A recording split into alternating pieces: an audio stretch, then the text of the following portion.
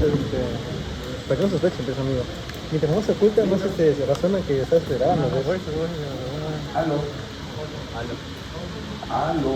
Hola, también. Sí.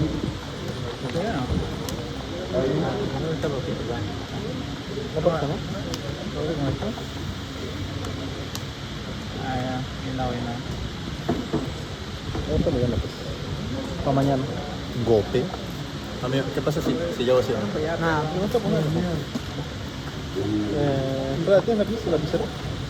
lapicero, a ver. Ahí está bien. ¿Está bien? ¿Te pones ahí todavía?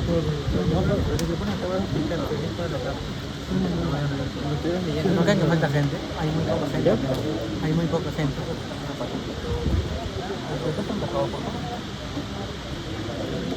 Amigo, pon la lectura bien, pues, ¿cómo leer? ¿No crees que falta Sí, gente? todavía no, ya no toques, ¿no? Ya se va a dar cuenta, ¿no? No toques, ¿no? No, aquí ya se rentaron el edificio. Uy. Ah, sí, madre. Vamos con ese reloj, también claro que ya las 3 en punto, Se ve que está lejano, ¿no? No, yo vi por algo lejano. Pero cuando está mi caballito de micro, mi mierda. Se apaga el luz. Se apaga el luz.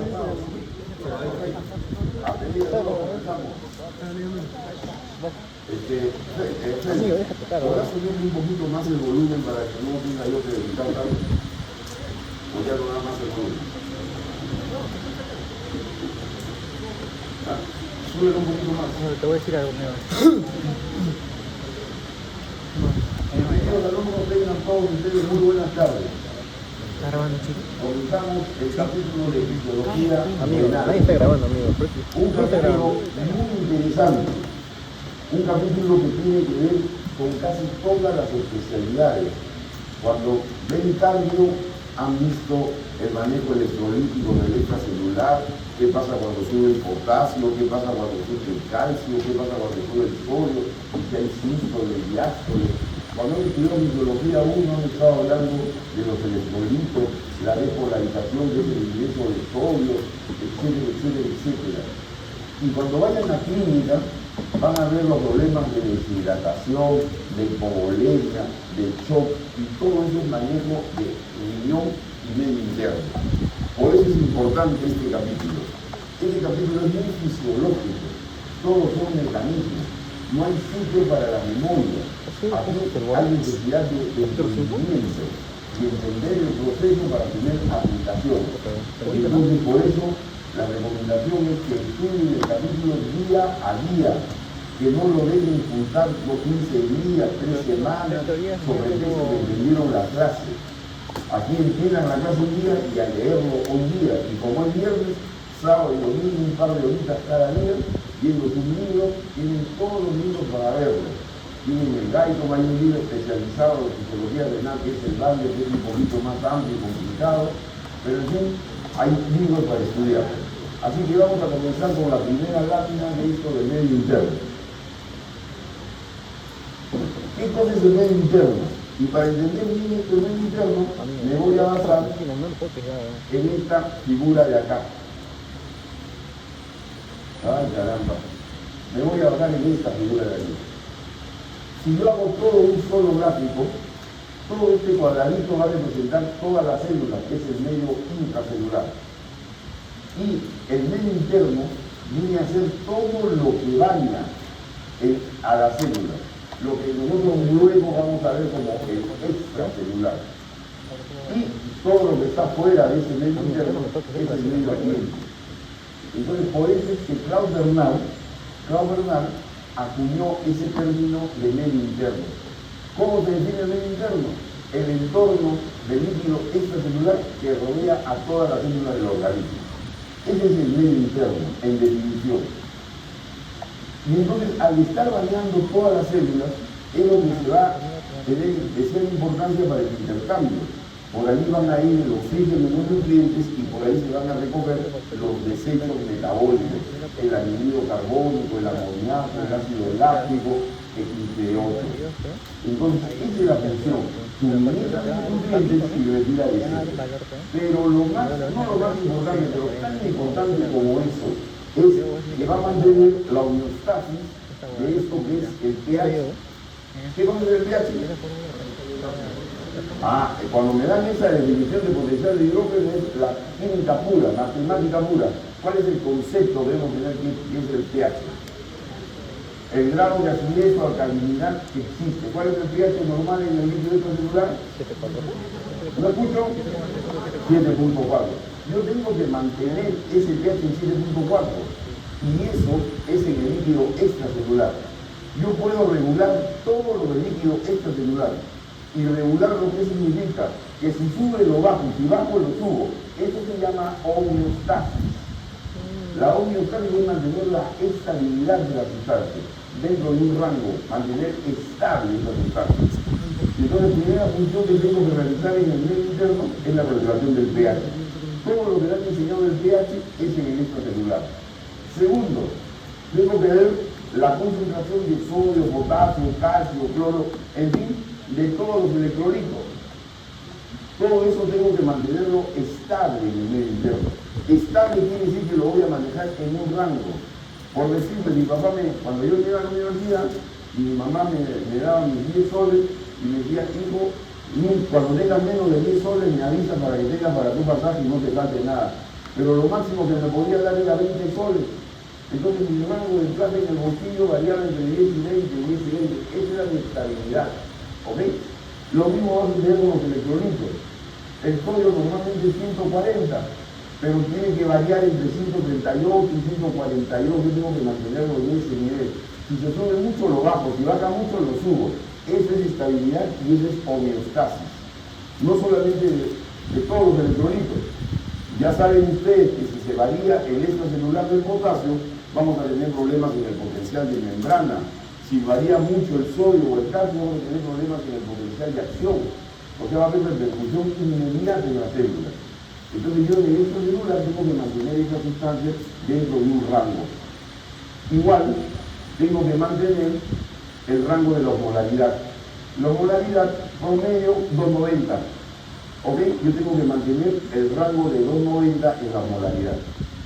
Entonces, primer concepto, todos los mecanismos regulatorios de todas estas sustancias que hemos mencionado, del hidrogenión, del cloro, del sodio, potasio, los electrolitos, más ahora la osmolaridad, se realiza en el extracelular. Si yo voy a regular la osmolaridad, ¿dónde la tengo que hacer? En el extracelular. Si voy a cambiar las modificaciones de sodio, potasio, ¿dónde lo tengo que hacer? En el extracelular. ¿Y cuál es el órgano más importante en la regulación de todo esto? ¿Qué es? El riñón va a trabajar, entonces toda su función es sobre el extracelular. Ese es el primer concepto.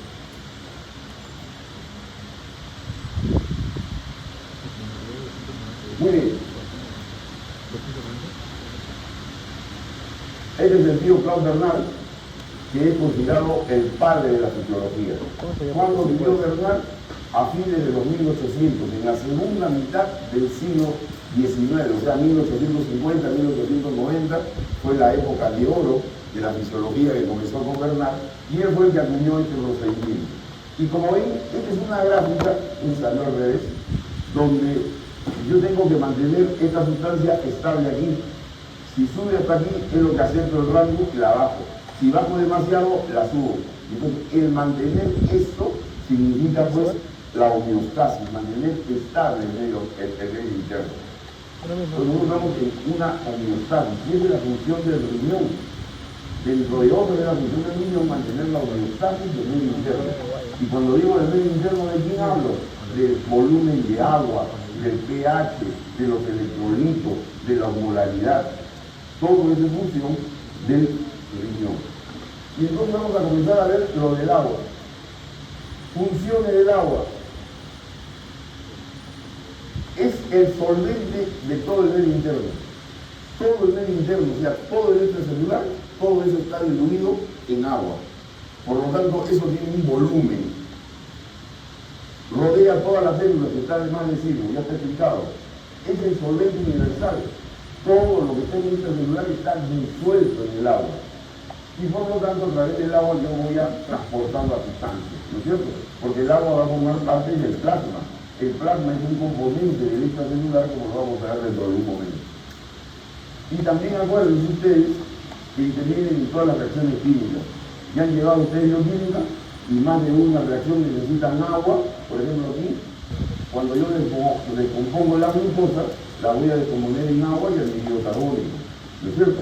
Sino que aquí faltan los coeficientes, 6 moléculas de anhídrido carbónico y 6 moléculas de agua, ¿no es cierto? Es el resultado final de la glucosa.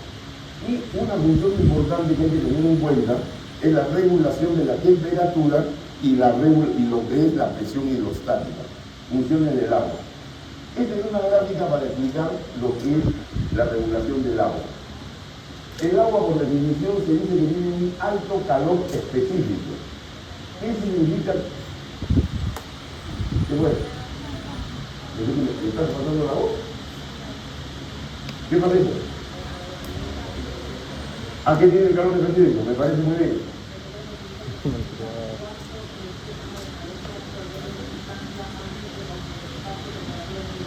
Perfecto. Entonces, eso que yo me está diciendo es aquí. Por ejemplo, para subir un grado de esta temperatura, subir un grado, yo necesito, por dar un ejemplo, 100 calorías. Pero si yo en esta sustancia quiero subir un grado, aquí yo voy a necesitar 1000 calorías. Entonces, es lo que tú me acabas de decir.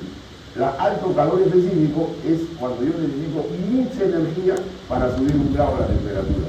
Y lo mismo, para bajar ese grado tendrá que perder muchas calorías. El agua tiene un alto calor específico. Y yo siempre esto lo explico recordando en las películas cuando veo los desiertos. ¿Qué pasa con los desiertos? Porque no hay agua. En la noche hace un gran calor, en el día hace un gran calor y en la noche un tremendo frío. ¿No es cierto? Como no hay agua, no permito regular. Cuando yo tengo mucha agua, entonces yo necesito mucho calor para que suba un gradito. Entonces no se eleva mucho. Y para, no me necesito. Si yo tengo poco calor específico, como acá, yo necesito 100 calorías para un gramo, para subir un grado. Pero si las 100 calorías las pongo aquí, no me sirven para nada. ¿No es cierto? Entonces, si yo tengo un desierto donde no hay agua, entonces con un poquito de calor sube la temperatura. Si pierde un poquito de calor, baja la temperatura. Por eso en el desierto en el día hace mucho calor y en la noche hace mucho frío. Como nosotros, tenemos eso nosotros aquí en nuestra Lima querida. Tenemos tanta agua que las fluctuaciones de la temperatura entre el día y la noche no se notan. Esa agua es la que cumple esa función en nuestro organismo. Nosotros no fluctuamos tanto en nuestra temperatura por el agua. Para que me suba a mí la temperatura de 37 a 39 grados, imagínense la cantidad de calor que yo necesito para ello. Normalmente no se producen modificaciones. Y la otra es la presión hidrostática. ¿Qué es la presión hidrostática? Todas las moléculas están en un recipiente y como son fluidos, esas moléculas están en constante movimiento. Al estar en constante movimiento, están chocando contra la pared. Y cuando choco contra la pared es una fuerza sobre una superficie. Y fuerza sobre la superficie, ¿qué cosa es? Presión, ¿no es cierto? Hidrostática, es presión que depende del agua. El agua está en reposo, tranquilita, eso es lo que a mí me parece. Pero las moléculas están en constante movimiento y ejercen esa presión que va a ser la presión hidrostática. Entonces, entenderán ustedes que a mayor volumen del agua en un recipiente habrá mayor cantidad de moléculas. Al haber mayor cantidad de moléculas, habrá mayor cantidad de choques contra la pared, por lo tanto, habrá mayor fuerza sobre ese recipiente y la presión hidrostática será mayor. ¿Y qué cosa es la presión diastólica? Ya han dicho cambio. ¿Cuál es la presión diastólica? ¿Ah? ¿Cuál es la presión diastólica? La presión que ejerce la sangre al momento del diástole. ¿Cuál es el momento del diástole? Cuando el corazón no está contraído, digamos que está en reposo. ¿Estamos? Entonces, ¿qué viene a hacer la presión diastólica? La presión hidrostática de la sangre sobre la pared que lo contiene. ¿Quién es la pared que la contiene? Las arterias. Presión hidrostática sobre las arterias al momento del diástole. Esa es la presión diastólica. ¿Ok? Entenderán ustedes que si yo estoy sobrehidratado, tengo un volumen sanguíneo muchísimo mayor, un alto volumen, en lugar de tener 5 litros tengo 7, pues, ¿qué cosa me va a subir? La presión. ¿Y cuál es el tratamiento que ustedes tienen en su casa, su papá, mamá, abuelito, que sufren de la presión alta? ¿Qué cosa le dan? Diuréticos. ¿Por qué le dan diurético? Porque disminuye el sodio, disminuye el agua y por lo tanto disminuye mi presión hidrostática, le disminuye la presión arterial. Ejemplo facilito para entender la función de la presión hidrostática. Ahora miren, en ese mismo recipiente, aquí, es la presión hidrostática, pero sobre esa presión hidrostática yo le agrego un émbolo, entonces la presión sobre esa pared va a ser la suma de los dos, la presión propia del líquido más la que yo estoy ejerciendo en el émbolo. Esa es la presión sistólica, pues. Cuando el corazón se contrae como si yo tuviera un émbolo, y entonces por eso es mayor la presión. ¿Ok? Entonces, nada más que en función del agua, presión hidrostática. Entonces, ese volumen que va a determinar la presión es el que yo tengo que manejar. Luego vamos a ver que ese volumen va a depender del sodio, porque vamos a aprender que el sodio jala el agua. Si a mí me aumenta más el sodio, me jala más el agua, tengo más volumen, tengo más presión. Por eso que le recomiendan a los que tienen hipertensión arterial, no comas sal, estás comiendo mucha sal.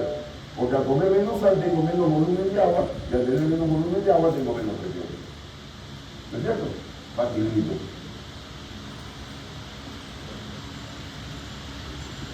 Muy bien, ¿cuál es la cantidad de distribución del agua?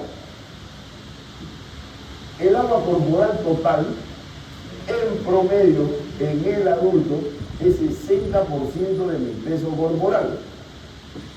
Si yo peso 70 kilos, 60% de 70 kilos, ¿cuánto es?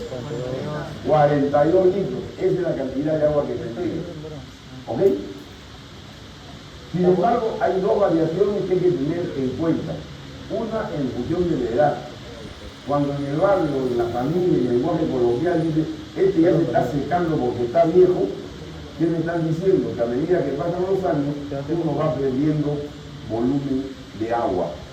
Entonces, el porcentaje de agua en el anciano es menor al 60%.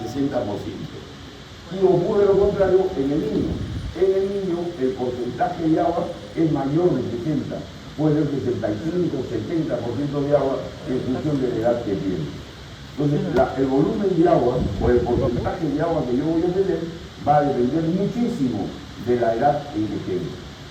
Pero en promedio en el adulto, porque nosotros vamos a trabajar con adultos, es 60%. La mujer también tiene menos agua que el hombre. ¿Por qué? Porque ustedes ¿se acuerdan del tejido adiposo en histología? Porque tiene menos El músculo. tejido adiposo eran todas las tiene células más grasa pegaditas corporal. entre ellas. No es músculo, es grasa. Y no había sitio para el intercelular. Más grasa. O sea, el tejido adiposo tiene muy poca agua. No es músculo más grasa. Por lo tanto, el músculo es el mismo, aquellas es más personas que grasa. tienen mayor cantidad de tejido adiposo tienen menor porcentaje de agua corporal total. Entonces, este concepto de la grasa y el porcentaje de agua funciona para la mujer y funciona para el obeso. Los obesos tenemos menor porcentaje de agua. ¿Por qué? Porque tenemos mucha grasa, grasa que no jala agua, que no te acompaña el agua, que no tiene agua. Recuerden de tu histología cómo era el tejido adiposo. Entonces el peso magro. A mí me tiene que comer más tuya. ¿Ah? A veces creo que se le pasa ya.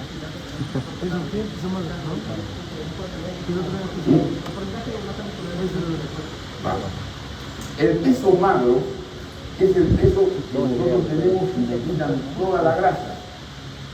Toda la grasa me quitan y me pesan nada más que sin grasa. Ese es mi peso magro. ¿No han escuchado ustedes la propaganda de las carnes que vienen ahora? Carne magra. ¿No? ¿Qué me quiere decir con carne magra? Que es una carne que no tiene grasa. ¿Y cuál es la carne más rica? ¿La que tiene grasa o la que no tiene grasa? La que tiene grasa. La que tiene grasita, pues, ¿no? Entonces la carne magra no tiene grasa. Una carne fea, insípida, ¿no? Esa es la carne magra. Entonces cuando a mí me pesan sin considerar la grasa, todo, viejos, jóvenes, gordos, flacos, todos, tenemos 70% de agua en el peso. Con eso nos igualamos. O sea, nuestro peso magro está constituido por el 70% de agua. ¿Ok?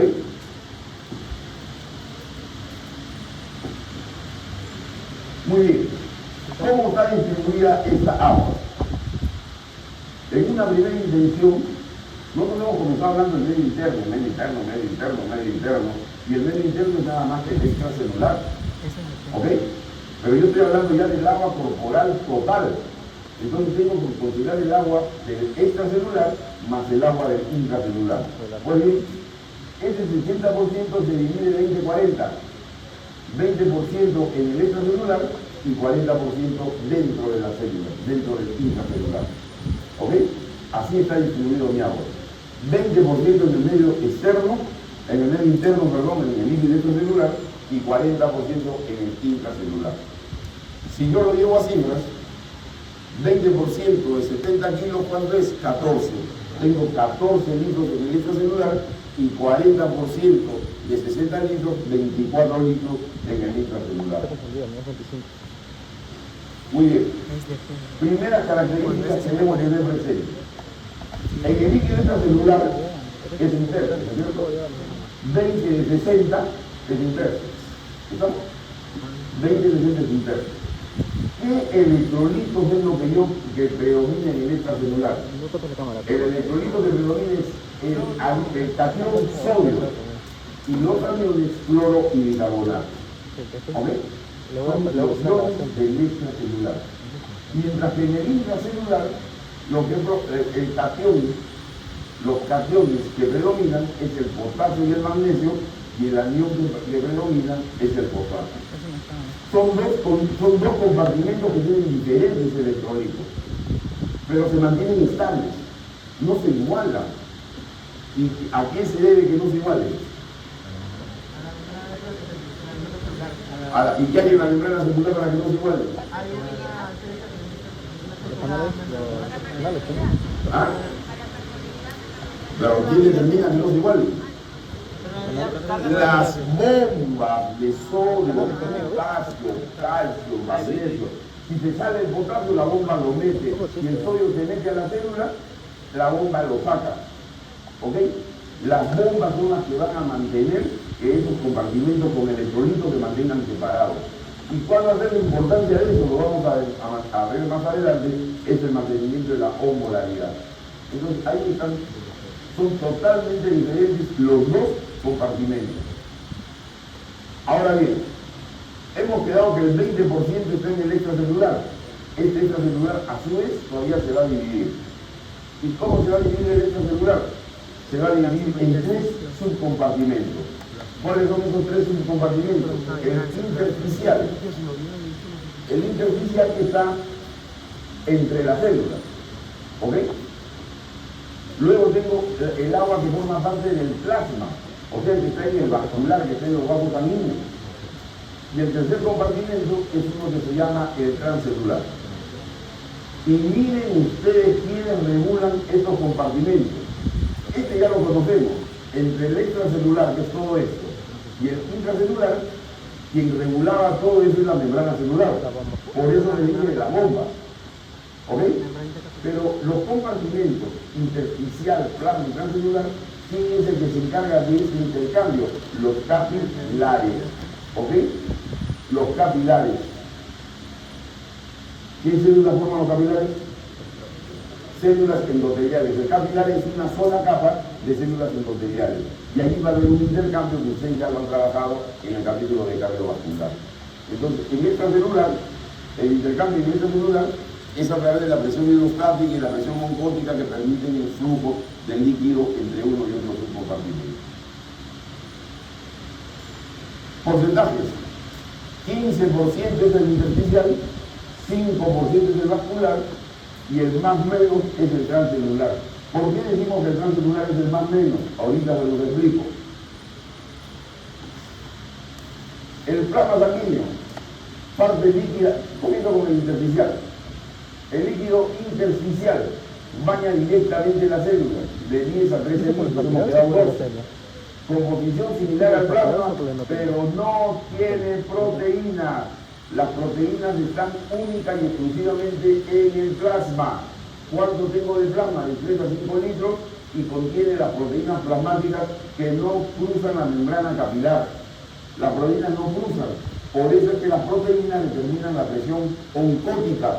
Y la presión oncótica va a ser la responsable de que el líquido tisular, lo que se intercambia entre los capilares, regrese a la sangre. ¿ok? Es de la presión oncótica, depende de las proteínas. Y como no hay proteínas en el líquido intersticial, la proteína del vascular camina sola, sin competencia. Ella jala el agua, y jala el agua acompañado de desechos, que es el líquido tisular. Y este es el líquido transcelular, que es el que le voy a explicar ahorita, acá. El líquido transcelular es el que está en la cavidad peritoneal, es el que está en la meninge, el líquido cefalorraquídeo, es el que está en el líquido pleural, es el que está en el líquido sinovial de las articulaciones. Miren todas las características, ¿verdad? Líquido intraperitoneal, líquido pleural, líquido sinovial de las articulaciones, el líquido acuoso que tenemos en el ojo, el humor acuoso. ¿Qué caracteriza todo eso? Que son cavidades rodeadas, es como el líquido secuestrado, que tiene poco intercambio, está secuestrado y hay poco intercambio. Por lo tanto, para efectos prácticos lo consideramos como 0 centímetros cúbicos, está secuestrado y está en cavidades rodeadas de tejido epitelial, como secuestrado. Todas estas son cavidades que denominamos virtuales. El aumento de su volumen constituye lo que se llama el tercer espacio.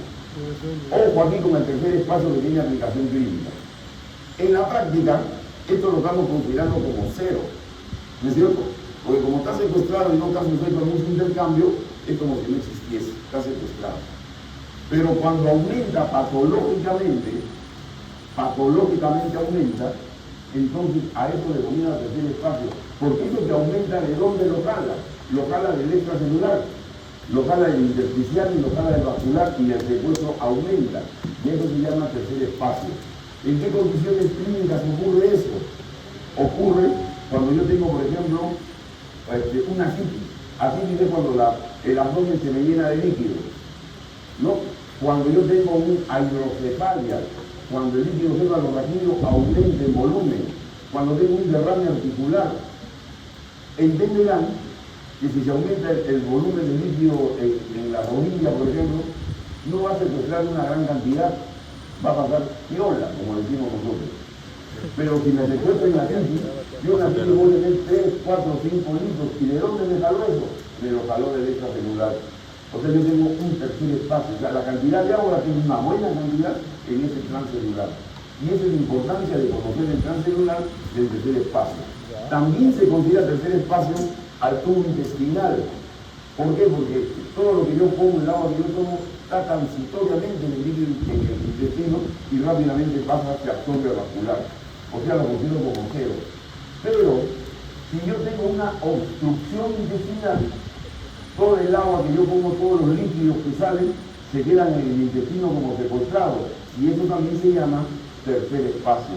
Cuando tengo un paciente con obstrucción intestinal, de hecho, ese paciente se considera deshidratado, porque los 3 o 4 litros que tengo acumulados dentro del intestino, ¿de dónde lo jaló? Del extravascular. Entonces el extravascular tiene menor volumen y yo comienzo a funcionar como si estuviera deshidratado. Son las deshidrataciones ocasionadas por el aumento del tercer espacio. Por supuesto que este no tiene proteína. Dicho de otra forma, ¿en qué parte del extracelular están las proteínas? Única y exclusivamente en el plasma. Cuando se encuentran proteínas, ojo acá, aplicación clínica, cuando se encuentran proteínas en el transcelular, ¿qué significa? Que ahí hay una inflamación. Y por eso cuando tengo asitis, por ejemplo, ¿será una asitis por una inflamación o por un aumento del transcelular nada más que por filtración de agua de la presión? Entonces me sacan un poco de líquido y miran cuántas proteínas hay. Si hay proteínas elevadas, entonces me dicen acá hay una inflamación.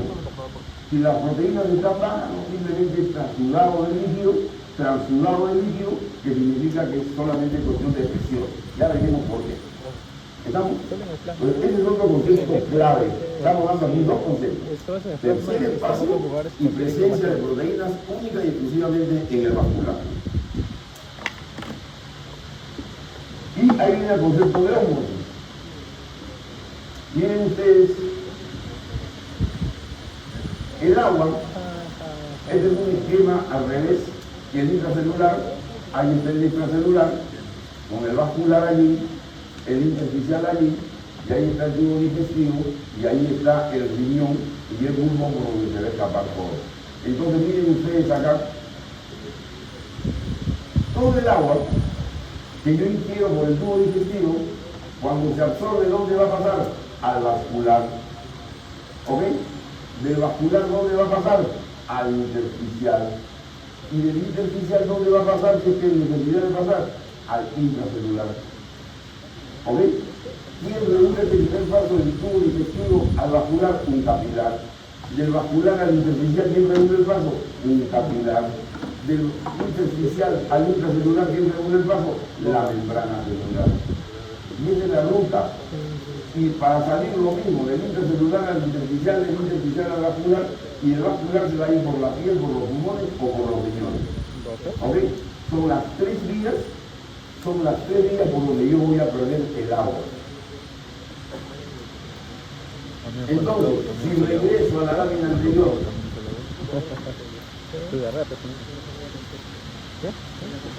Cuando pega, también se la voy. un concepto adicional que yo le voy dando las perlitas, ¿no? Capten las perlitas. Así como le dije al comisario claro, que el sodio jala al agua, ¿ok? El ejemplo que di, la presión arterial. No comas sal, porque si comes sal te jala agua. Si te jala agua te sube la presión. ¿No es cierto?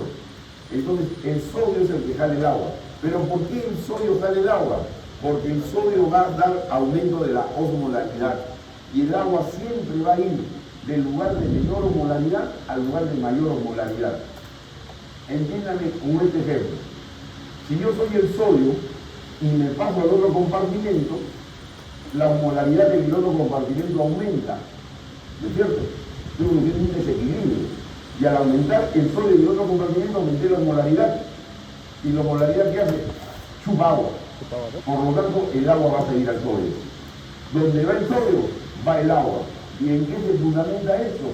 En que el sodio aumenta la osmolaridad al pasar de un compartimento al otro. ¿Ok? Entonces, ¿qué es lo que pasa? El agua siempre es el compartimento con mayor concentración de soluto. ¿Cuál es el soluto más efectivo de esta cuestión? El sodio. Segundo, esta propiedad explica por qué la osmolaridad de un compartimento determina el volumen del que está acostado. ¿No es cierto? Si yo estoy aquí y me aumentó la osmolaridad, el que está al costado va a tener que mover el agua. ¿Estamos? Entonces, ¿cuál es el concepto? Que el agua fluye de un compartimento a otro por diferencia de osmolaridad, teniendo presente que el principal determinante de la osmolaridad es el sodio. Conclusión, el sodio jala el agua.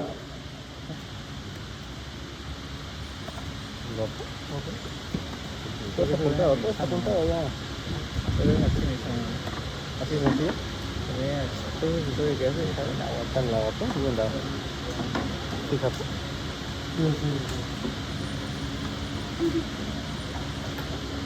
Eso no está, weón, puta madre. Entonces lo que tengo vacío, weón. Estoy lleno, weón. Está normal. Muy bien. Aquí está el concepto de osmolaridad. Entonces, aquí de pasadita estamos dando el concepto de osmolaridad. ¿Qué cosa viene a ser la osmolaridad? ¿Quién determina la osmolaridad? La concentración de solutos. Mientras más solutos tenga en una misma unidad de volumen, ¿ok? En la misma unidad de volumen, o sea, tengo dos compartimentos que tienen un litro cada uno. Y en uno tengo 10 solutos y en el otro tengo 100 solutos, el que tiene 100 solutos tiene más osmolaridad. ¿No es cierto? La osmolaridad está en función de la concentración de todo el zoom que está compartiendo, por eso no lo puedo sacar. Y se expresa en millomoles por litro. Déjala de normal, no se vaya a hablar. No te preocupes. No, mi persona no te mucho. No deseo.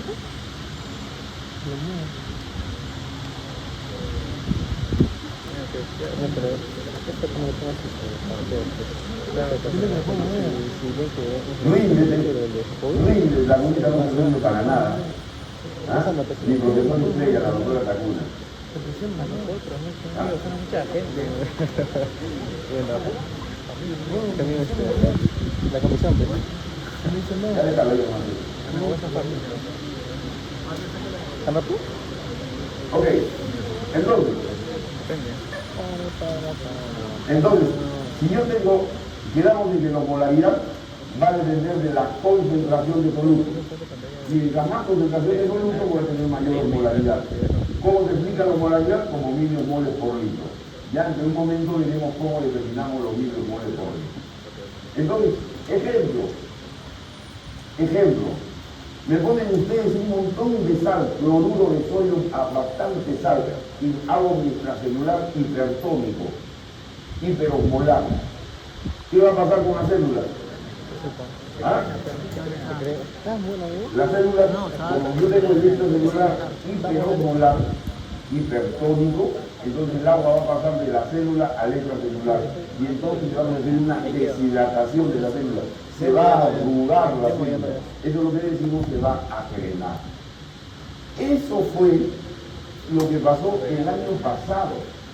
¿Se acuerdan ustedes del problema que hubo con la solución salina, que no estaba al 9 por mil, sino que estaba al 20 por mil, 3 veces su concentración, que se la pusieron a los pacientes y se murieron varios? Lógico, estaban anestesiados, dormidos. Le pusieron el cloruro, el médico no tenía la culpa porque le pusieron el cloruro de sodio que venía mal del laboratorio y entonces hicieron una hiperosmolaridad del extracelular. ¿Y quién fue la primera que se frenó? ¿Quién fue la primera que se deshidrató? Las células nerviosas, las neuronas. ¿Y qué pasó con ese paciente? Entraron en coma y nunca más despertaron. Este es un ejemplo práctico de la vida cotidiana de lo que pasa por ese movimiento de la osmolaridad. No, pasó esto. La solución hipertónica, la célula se deshidrató. No, si yo pongo una hipotónica, más bien la célula se hincha. En solución hipotónica no pasa nada. Y acá está lo mismo que ya estaba en fondo explicado de otra manera. Todo lo que yo pongo entra al plasma por el vascular y va a ir al transcelular, va a ir al intersticio. Y cuando yo tengo que eliminarla, del plasma va a ir a los riñones, a los pulmones y en la piel. Aquí ponemos capilar, endotelio, aquí membrana celular entre célula e intersticio, y aquí tenemos nosotros el transcelular, que también va a ser regulado con un endotelio del capilar. Entonces, esto ya queda clarísimo, no se requiere mayor explicación. El agua fluye entre los compartimientos por ósmosis. Y la ósmosis, ¿de qué depende? De la concentración de solutos. ¿Cuál es el soluto más importante en el líquido extracelular? El sodio, soluto, es el sodio. Entonces, la ósmosis se determina por diferencia en la presión oncótica y la presión osmótica. Dentro de un ratito vamos a hablar de las presiones osmóticas y oncóticas. Ese es el ejemplo, ya como yo decía en esta clase tantos años atrás, al estilo Walt Disney, no con figuritas. A ver, aquí este líquido, miren ustedes, entonces este líquido, las O y las X son los solutos y las P son las proteínas, y al otro lado no hay nada. Entonces, ¿qué va a pasar de un lado hacia el otro? Van a pasar por gradiente de concentración todos los solutos. Los solutos cruzan la membrana por gradiente de concentración. Por eso el potasio sale de la célula al extracelular en forma pasiva, por gradiente de concentración. Y el sodio se mete a la célula por gradiente de concentración. Pero si yo dejo que el sodio se meta y el potasio se salga, voy a producir un desequilibrio. Y entonces ahí es donde funciona la bomba de sodio y potasio, que me saca el sodio y lo regresa a su sitio y me mete al potasio y también lo regresa a su sitio. ¿Ok? Entonces, los solutos pasan de un lado al otro por gradiente de concentración. Pero ahora miren, la proteína pasa, la proteína no pasa. La proteína se queda. Entonces, la proteína al estar en un solo sitio también va a determinar una osmolaridad. Pero cuando esa presión que va a depender de la proteína ya no la llamamos presión osmótica, sino la llamamos presión oncótica. O sea, es lo mismo. ¿Qué cosa es la presión osmótica o la presión oncótica? La presión osmótica o la presión oncótica es la presión que chupa, que jala agua. Donde hay más soluto, hay mayor osmolaridad. Por lo tanto, ejerce mayor presión osmótica y jala el agua. Cuando ese efecto es producido por la proteína, entonces pasa a llamarse presión oncótica. ¿Ok? Y las proteínas en ninguna parte cruzan las membranas. Donde hay proteínas, siempre va a haber mayor presión oncótica. Por lo tanto, ¿dónde hay mayor presión oncótica? ¿En el vascular o en el intersticial? ¿Dónde te repito? En el plasma y el vascular. Perfecto. Cristaloides son todos los productos que el agua no pasan las proteínas. Entonces, el agua va a pasar como acá hay más concentración de solutos, el agua va a pasar de un lado al otro hasta empatar. Muy bien. Y pasamos a ver lo que es el balance hídrico. ¿Cuánto entra y cuánto sale de agua? El único ingreso en condiciones normales que tiene el agua para mi organismo es por la vía oral. ¿Estamos? Es lo que yo tomo de agua. Esa es mi fuente principal de agua. En condiciones anormales, patológicas, de enfermedad, yo voy a dar una administración de agua a través de los cuerpos. ¿Es cierto? Por vía parenteral. Parenteral, no es por el intestino, es por las vasos sanguíneas directamente. ¿Estamos? Entonces, el ingreso de agua normalmente es por allí, no hay otro ingreso. Y esto es en condiciones en el parenteral, que es por vía parenteral.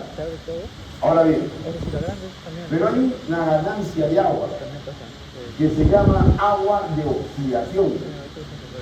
Agua de oxidación. ¿Por qué?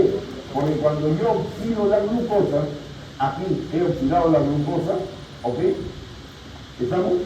¿Qué cosa voy a obtener yo? Anhídrido carbónico y agua. Esta agua no existía en el organismo. Esta agua nació dentro del organismo. Y esta agua que nació dentro del organismo es consecuencia de una reacción química de oxidación. Porque esta fórmula, para hacerla completa, yo tendría que agregarle más oxígeno, oxidación. ¿Ok? Más oxígeno me va a dar 6 átomos de carbónico y 6 moléculas de agua. ¿Ok? ¿Cuánto es que tengo yo de agua de oxidación normalmente? En promedio decimos 300 centímetros cúbicos al día. 300 centímetros cúbicos al día. ¿Todos me dan la misma cantidad de reacciones químicas, me dan la misma cantidad de agua? No.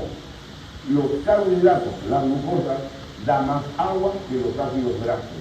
La oxidación de los carbohidratos produce más agua que la oxidación de los ácidos grasos.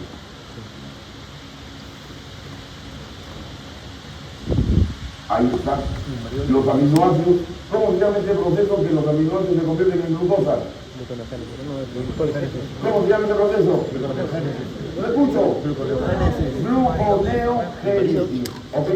Cuando yo tengo gluconeogénesis, también se me estoy oxidando los aminoácidos y voy a obtener agua. Y cuando oxido los ácidos grasos, ¿no es cierto? Directamente también yo voy a obtener agua de oxidación. Entonces, el agua de oxidación es lo que yo produzco, lo que nace, el agua que nace en el cuerpo, 300 milímetros cúbicos en 24 horas. Va a aumentar más cuando tengo mayor consumo de carbohidratos y va a bajar un poquito cuando tengo mayor consumo de grasas. ¿Y por dónde se ve el agua? Primero por la orina. Qué buena idea, por carajo, qué buena idea. Caramba, ya. Después se va a ir por las heces. Después se va a ir por la circulación y nada más. Entonces veamos.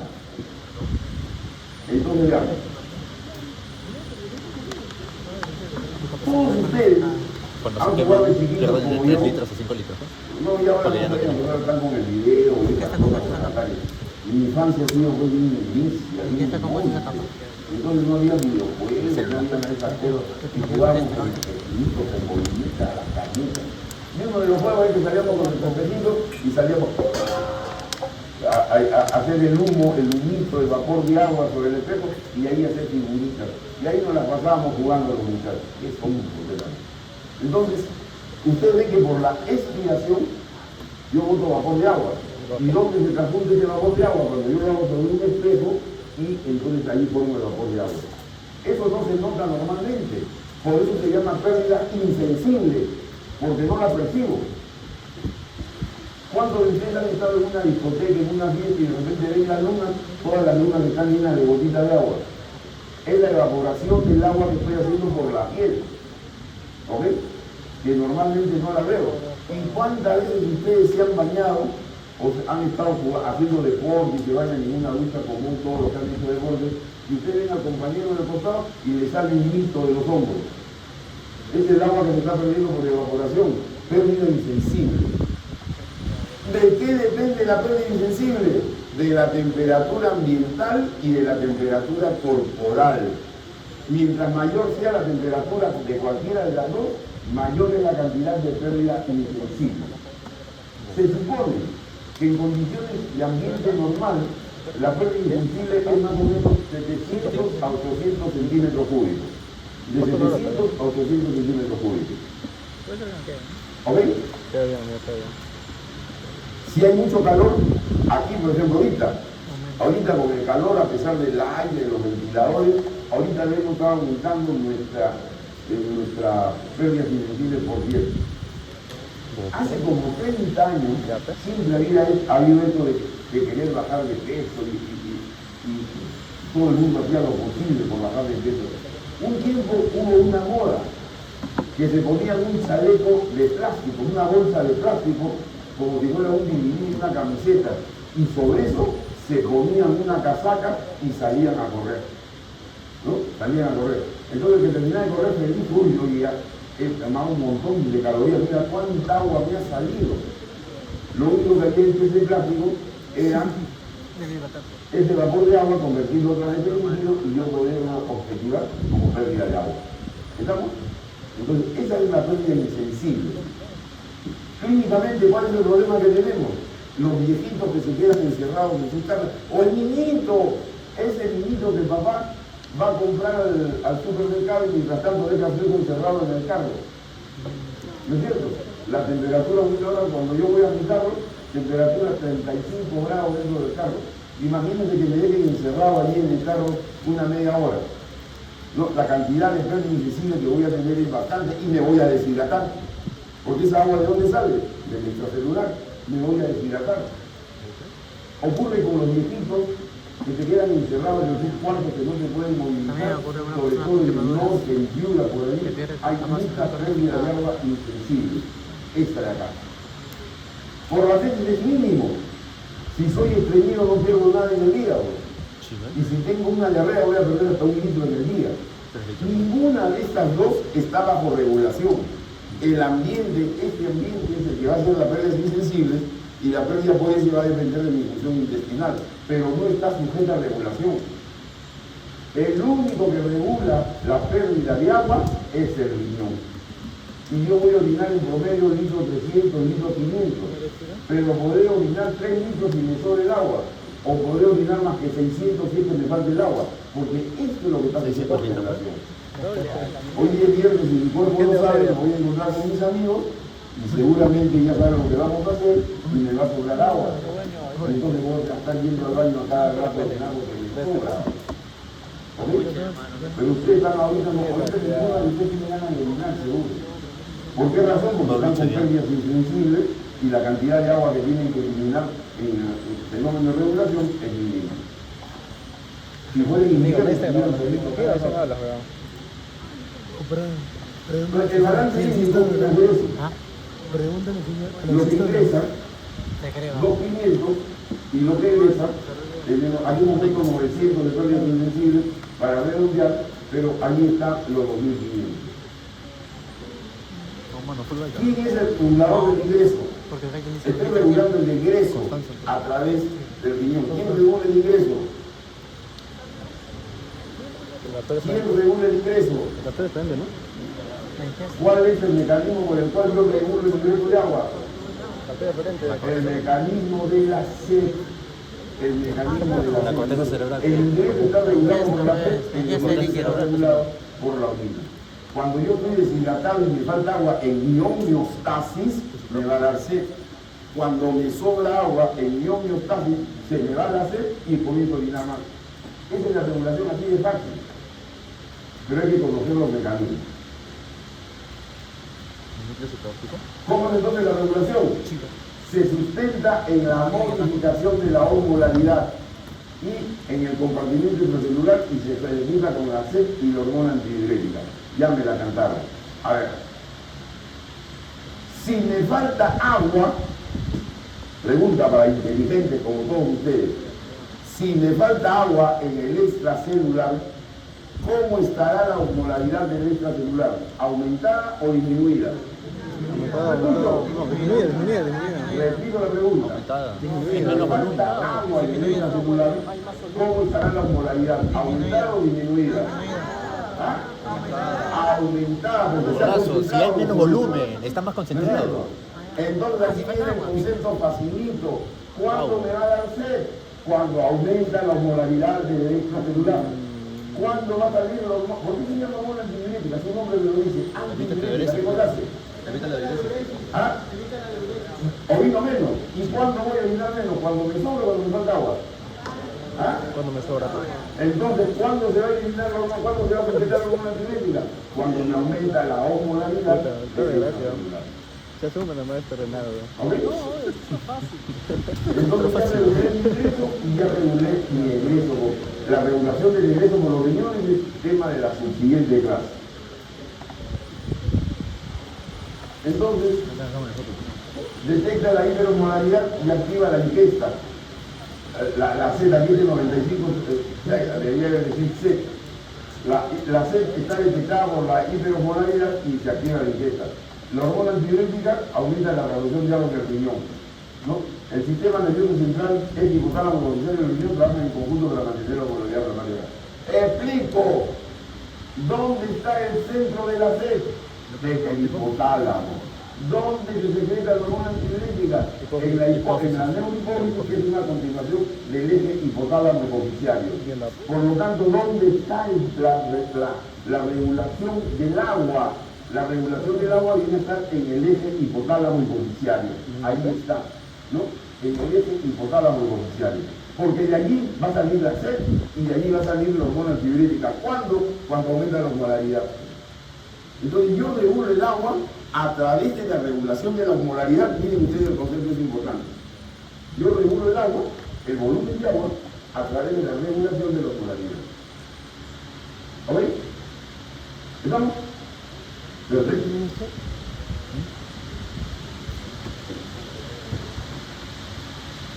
Más agua, menos osmolaridad, menos agua, mayor osmolaridad. Pero si no hormolaridad, el agua se Ya va para ustedes allá. llegaron a la conclusión.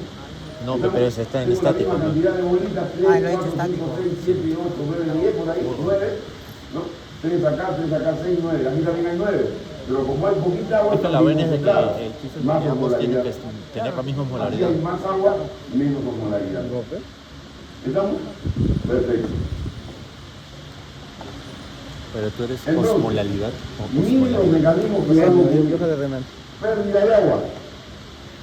Si yo pierdo agua, vamos a ocurrir dos fenómenos. Aumenta la osmolaridad. Miren, es nada más que pensando con el pensamiento. Utilicen las neuronas. Si yo pierdo agua, aumenta la osmolaridad. Claro. Pero como el agua depende de la presión hidrostática, al perder agua va a disminuir el volumen de agua y la presión hidrostática, la presión arterial. Consecuencia de la disminución de la presión arterial, ¿qué va a pasar? Hoy no se oiga. Se pueden estimular los varos y receptores. Ya llevaron cambios. ¿Estamos? Voy a estimular, baja la presión, baja el volumen. Del volumen sanguíneo, frecuencia debe estimular el varoreceptor y el receptor. Aumenta la frecuencia. Y de otro lado, al aumentar la osmolaridad, ¿qué cosa va a pasar? Voy a estimular los receptores. Al estimular los varoreceptores y los receptores, ¿qué cosa va a pasar? Voy a estimular, todo eso va a ser detectado en el hipotálamo, y del hipotálamo, ¿qué va a pasar? Por un lado, va a haber la secreción de hormona antidiurética y por otro lado va a ser el mecanismo de la sed. Secuencia lineal. Secuencia lineal. Perdí agua, aumentó la osmolaridad y bajó la presión y el volumen. Y los dos, por los varoreceptores, receptores y receptores, en el hipotálamo voy a tener la salida de hormona antidiurética y el mecanismo de la sed. Ahora acá, la secreción antidiurética va a aumentar la absorción de agua en el túbulo colector en el riñón. Eso va a hacer que elimine orina menos agua y me salga una orina concentrada. ¿Cómo es la orina que sale cuando yo me falta agua? ¿Sale blanquito o sale amarillita? Amarillita. ¿Por qué sale bien amarillita? Porque está concentrada. Hay poca agua y tiene el colorismo. Cuando me tomo hoy día que me voy a tomar 20 botellas de cerveza, ¿cómo me va a salir la orina de la hora? Aliancista. La blanquita, estuvieron mirando agua pura. O sea, aquí pasa eso. A la vez que no hay eliminación de agua colorida, te va a salir una orina concentrada. Esa orina concentrada, y ahora vamos grabando el nombre, se llama hiperstenúrica. Hiperstenúrica, esa es la orina concentrada. Y la sed hace que yo tenga una mayor ingesta de agua y por lo tanto todo eso me lleva al aumento del volumen de agua extracelular. ¿Ok? Seguimos. Y entonces aquí sale todo lo que ustedes pueden imaginar. ¿Qué pasa cuando me deshidrato? ¿Qué pasa cuando me sobrehidrato? ¿O qué pasa cuando me da mucho sodio? Si me da mucho sodio, ¿qué va a pasar con mi volumen de sangre? El volumen de sangre va a aumentar. ¿Qué va a pasar con el volumen de sangre? Aumenta.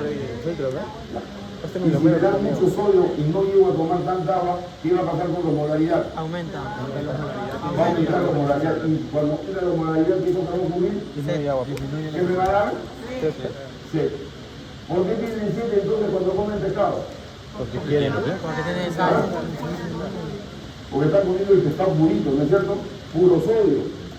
Y entonces le va a aumentar la osmolaridad temporalmente y eso va a ir por el mecanismo hipotálamico y me va a dar Por eso cuando comes tu más. panchita en cine, ¿ves? No, antes había una propaganda en la televisión, era la propaganda de Sprite, de Sprite cuando recién salió, Dios mío, qué viejo que estoy.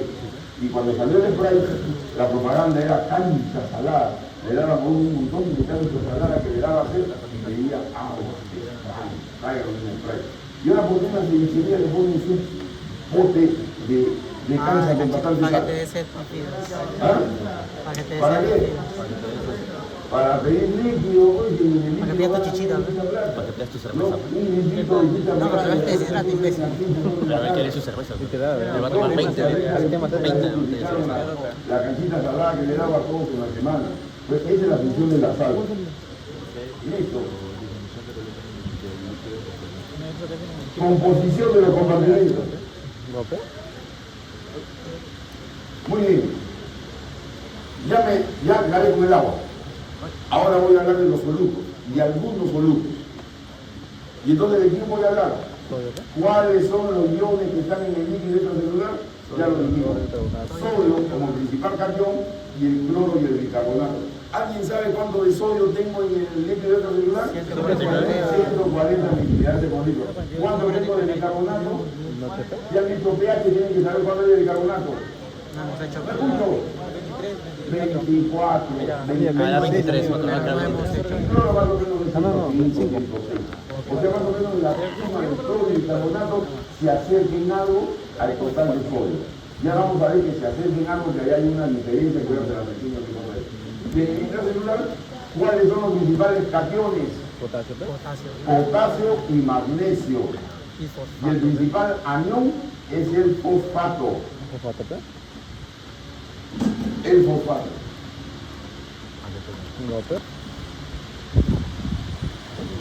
Y entonces, acá está nuestra excelente profesora Takuna. Ya yo no voy a entrar en el terreno que viene desde química. Ustedes están ahorita ya en hecho química de verdad. Ya han hecho química como Andorra y hicieron química como Nueva. Ya hicieron química como Nueva. Entonces ya no voy a explicar lo que es el equivalente químico. Eso lo dejo para que lo quede en la práctica.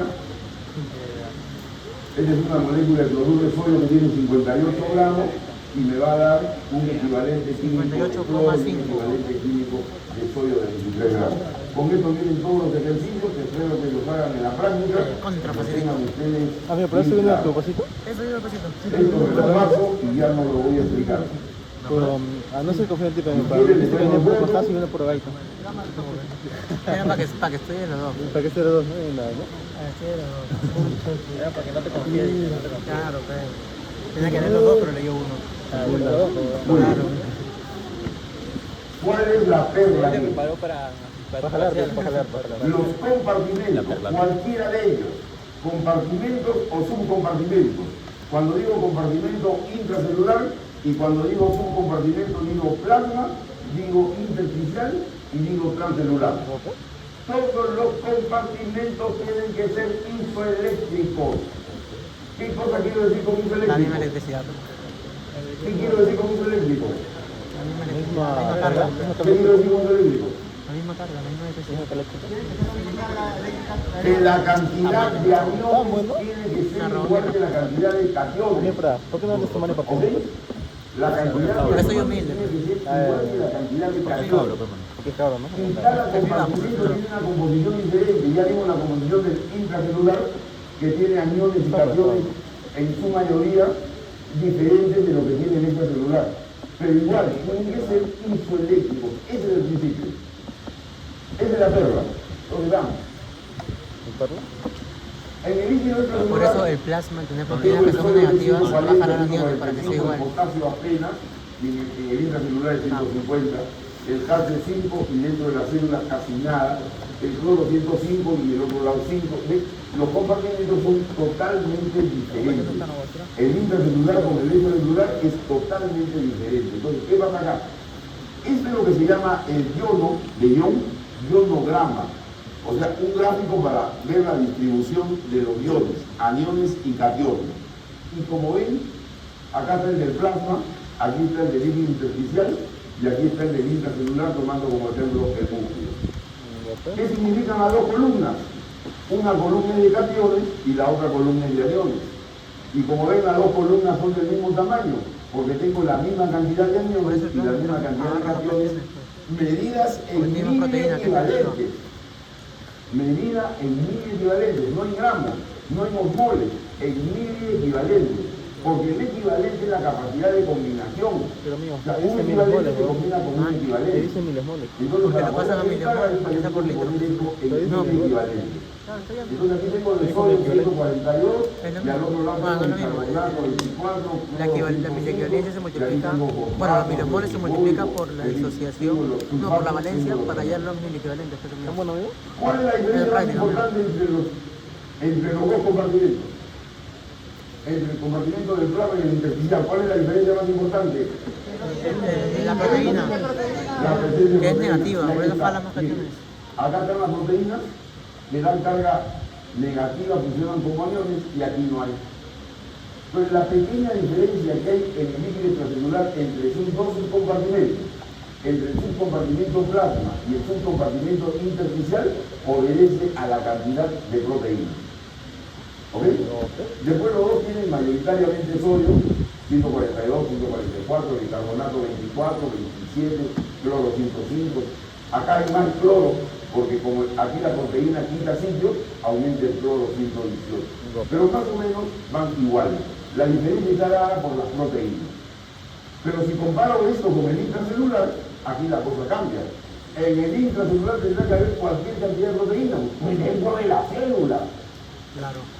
¿Ok? Y el resto es fosfatos y sulfatos. Fosfatos y sulfatos. ¿Y cuál es el principal catión? Potasio, pues de lejos, y magnesio, como ya lo hemos visto. ¿Ok? Pero ¿cuál es el común denominador de los tres? Isoelectricidad. Eso es lo importante. Que la cantidad de aniones es igual a la cantidad de cationes. Ese es el concepto. Ya lo vimos, no insisto, es que los hormones ya eso le dan en la práctica del seminario, discutirán con Tacuna, con Guacho, con Gataco, con todos ellos, lo de los hormones, cuántos gramos, tienen que tener unos giles en estas conversiones, por ejemplo, preguntas, por lo menos 5 preguntas del examen. Bien, da. Bien dado, Bien dado. 2 puntos y medio. Está avisando, pero está avisando. 2 puntos y medio. Con esos 2 puntos y medio remontas tu 10 y medio que queda. Bueno, nada más que para explicar los conceptos. La polaridad electrocelular, valor normal 290, el sodio, como son isoeléctricos, yo le he dado todo el valor al sodio, pero el sodio se va la carga positiva. ¿Quién lo va a acompañar? Porque no se puede ir solo, sino produciría un desequilibrio eléctrico. Al irse el sodio, ¿con quién se va? ¿Se va con el cloro o se va con el bicarbonato? ¿No es cierto? El sodio por eso es el principal. El sodio constituye el 90% de la osmolaridad. Y esta es la fórmula de la osmolaridad para que cuando hagan un ejercicio en la práctica sepan cuál es la osmolaridad de un paciente, la osmolaridad plasmática de un paciente. La fórmula es 2 veces el sodio, no se la comienza que están trabajando con coma de sodio y potasio, uniformicen eso para todos los alumnos. Más glucosa de 18, aquí más nitrógeno ureico entre 2.8, pero puede ser urea entre 6. Entre 6 la urea. ¿Ok?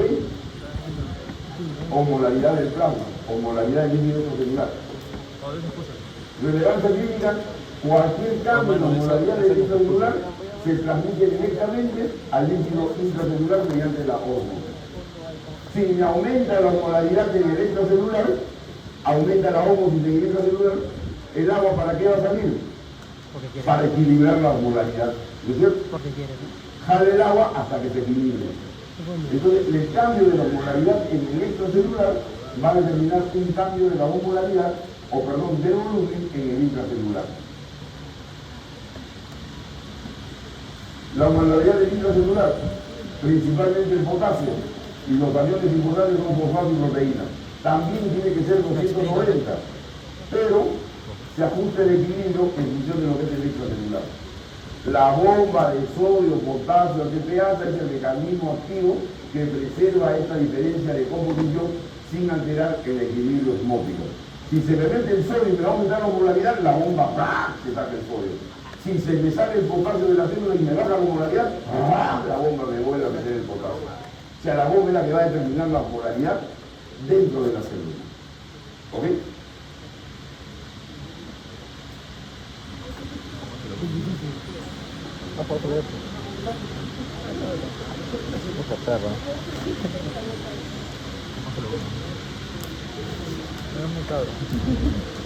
Estos son los ejercicios que ya de cambiar la osmolaridad de uno para el otro, todo esto lo van a hacer en la práctica.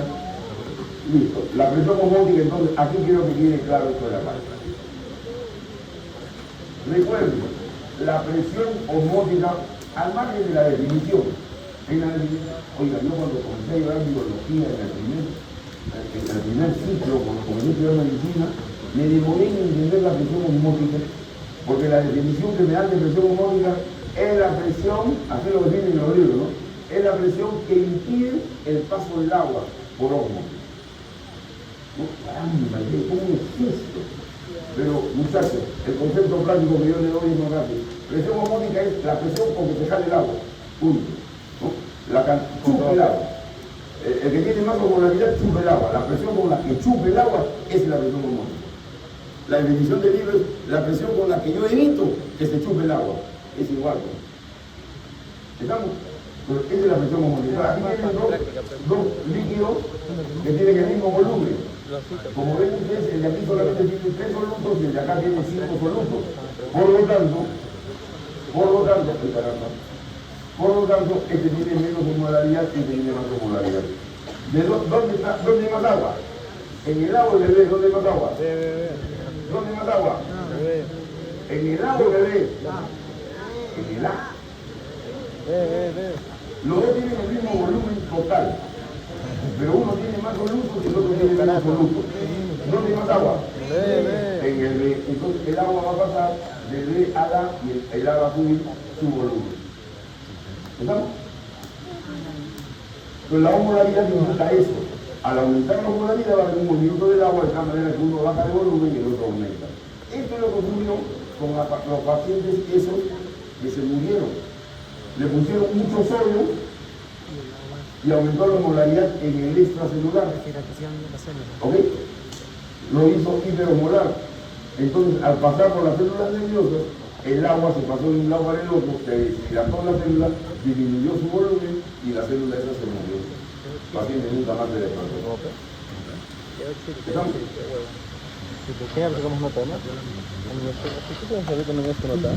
¿Hasta cuándo va a pasar el agua? Hasta que la osmolaridad en los dos sitios sea la misma. Aquí la concepto que ya la tienen clara. La presión osmótica es la fuerza que atrae, jala, chupa agua a través de una membrana semipermeable, evitando que el solvente pase de una sola diluida a una zona concentrada. ¿No es cierto? El solvente, el agua, va a pasar de una sola diluida a una zona concentrada. Presión osmótica es directamente proporcional al número de solutos. Lógico, ya hemos visto. Mientras más solutos, mayor osmolaridad, mayor presión osmótica. Segundo, cuando cruzan, se equilibra. O sea, cuando cruza el agua, va a cruzar hasta que se equilibre. Amigo, no te quita ni 5 minutos. Presión osmótica es la presión osmótica ejercida por los solutos que no cruzan la membrana. El soluto que no cruza la membrana es la proteína. Entonces la proteína es la que determina la presión osmótica. Que no es diferente de la presión osmótica, sino que sencillamente es exclusivamente de las proteínas. Amigo, ¿por qué se reta, amigo? Listo. Esa casi empieza encima, piénsalo. Por las raíces osmolares el agua pasa a través de la membrana. Lógico, colón.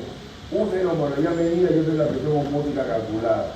Esta es una fórmula que tampoco vamos a trabajar en ello, ¿no? Ahora, hay solutos que dan mayor presión osmótica que otros.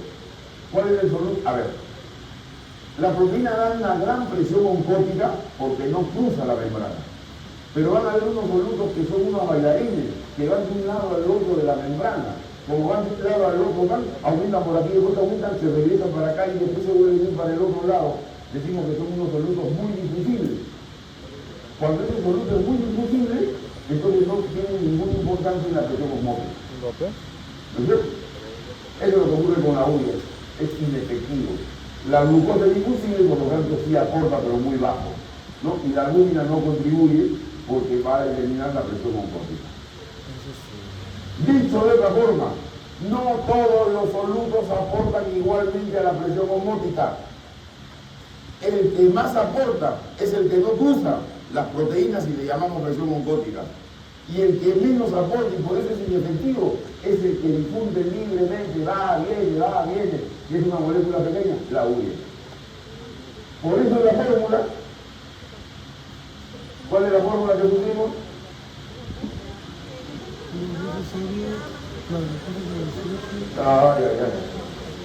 Bueno, ya. ¿Cuál era la fórmula? A ver, díganme ustedes, díganmela. Dos veces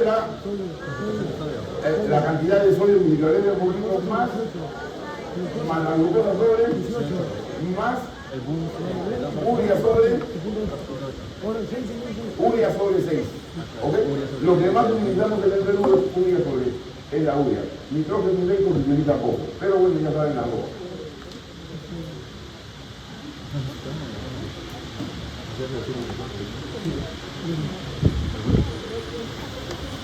Ok, entonces esto es como para resumir. Composición de los compartimentos. Se trabaja con inequivalentes por litro. Son isoeléctricos. La suma de los cationes es igual a la de los cationes. La homolaridad hay una pequeña diferencia que no voy a tratar ahora, que es el Gibbs-Dona, que se verán en la práctica. Le estoy dando 3 tambitas para la práctica, ¿no? La conversión del inequivalente, la determinación de osmoles y el Gibbs-Dona.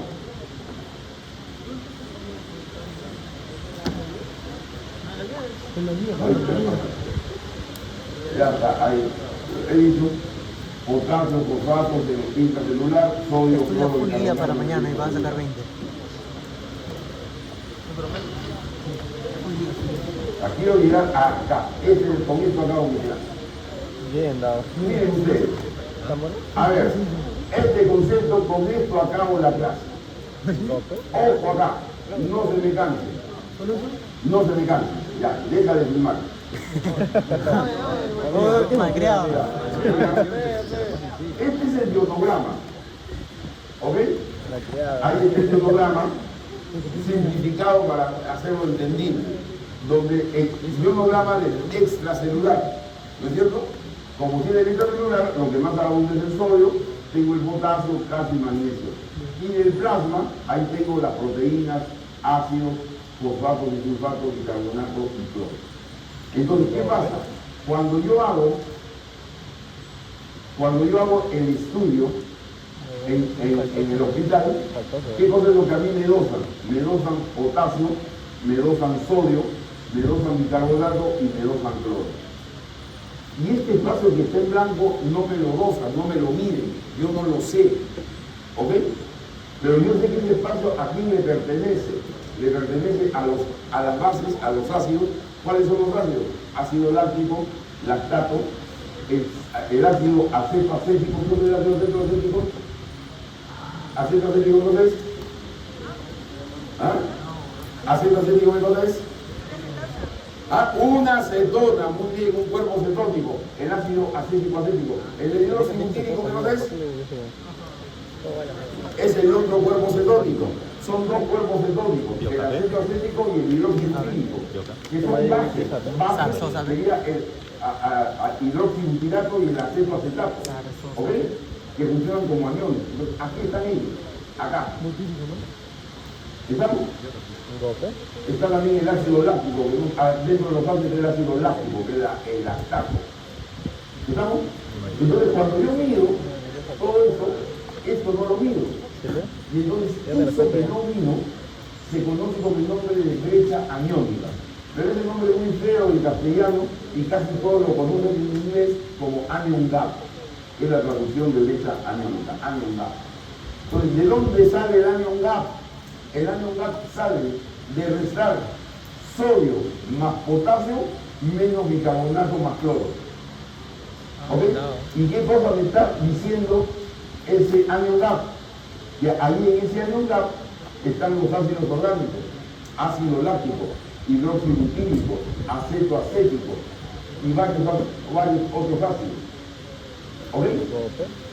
Entonces miren ustedes, miren acá, ¿cuánto mide eso? ¿Cuánto debe ser el valor? Cetoácidos y ácido láctico. Ahí está. Ese es el anion gap. ¿Qué ocurre en la diabetes? ¿Qué aumenta en un coma diabético? La glucosa, ¿qué más? ¿Ah? Los ácidos orgánicos, cetoácidos. ¿Y cómo estará entonces la brecha aniónica en ese momento? Aumentada. 140 del sodio, más 5 del potasio, 145, menos 26 más 105, ¿cuánto me sale más o menos? Esto debe ser igual entre 15 y 20 miliequivalentes de la brecha aniónica. Si yo estoy en un coma diabético, ¿cuándo va a ser mi brecha aniónica?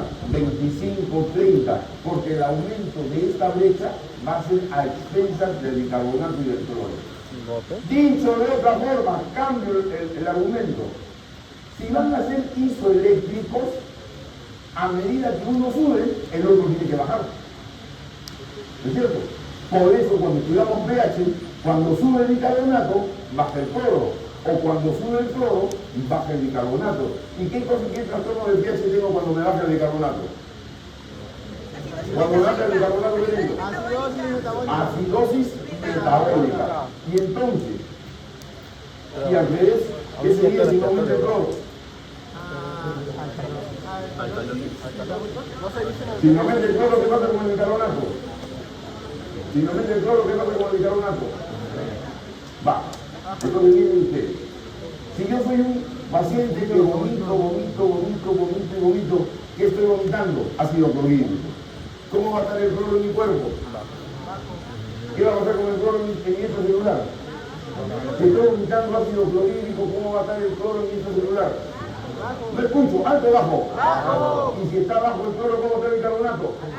¿Y qué voy a tener? ¿Acidosis o alcalosis? Ese es el concepto.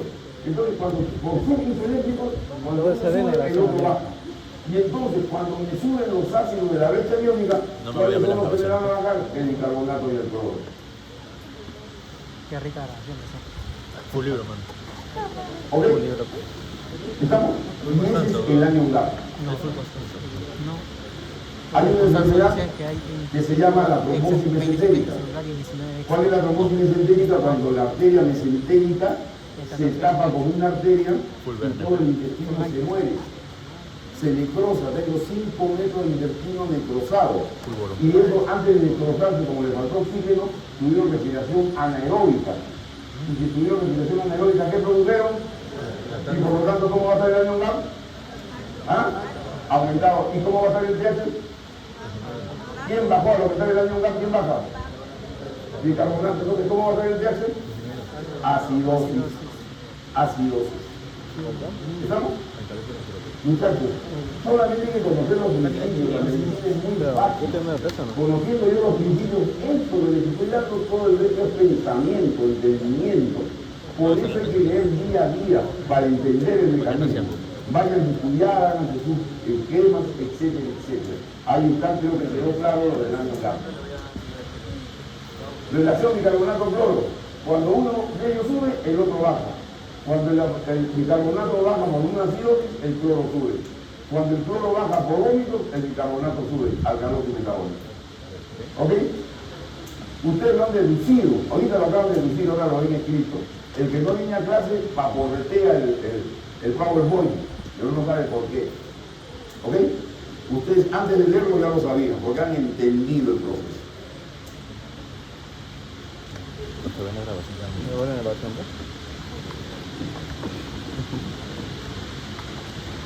Ya. Ahí está la fórmula de la osmolaridad plasmática.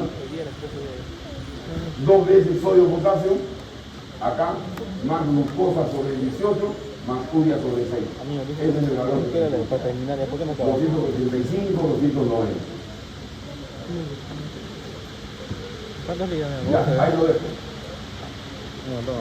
Listo, muchachos, pues la noche de los pastores nos vemos el próximo miércoles antes de Semana Santa para hacer la clase de filtración molecular y se vayan el viernes, el jueves y viernes en la mañana a rezar y en la tarde a estudiar fisiología. Nos vemos.